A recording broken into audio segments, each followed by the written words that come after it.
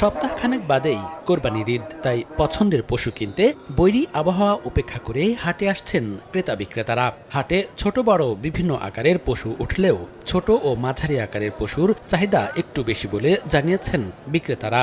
চাহিদা মতো পশু কিনতে পেরে খুশি ক্রেতারা। 200 কেজি ওজন গরুর দাম করে 25-28, 30 বেজে এলাম, লস হয়ে যাবার। দাম কম আমাকে পড়তে হচ্ছে না, যা খরচ পড়ছে এখন লস হয়ে যায়। দেশাল গরু হিসাবে এখানে পাওয়া যায় এবং দামও রিজনেবল।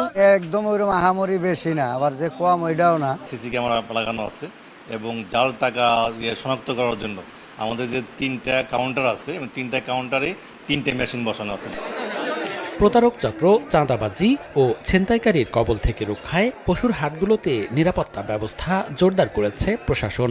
আইন শৃঙ্খলা সম্পর্কিত কার্যক্রম বৃদ্ধি করেছি, বিশেষ করে হাইওয়েতে যাতে ডাকাতি না হতে পারে এজন্য আমরা চেকপয়েন্ট এবং বিশেষ টহলের ব্যবস্থা রেখেছি। পশু স্বাস্থ্য সুরক্ষায় হাটগুলোতে কাজ করছে প্রাণী সম্পদ বিভাগের মেডিকেল টিম। ক্রেতার চাহিদা মতো আমরা গরু কেনার পরে একটু পরীক্ষা নিরীক্ষা করে দেই, কেনার আগেও আমরা পরীক্ষা করি।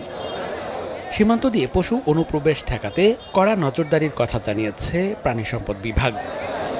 মনিরুজ্জামান প্রান্ত, সময় সংবাদ।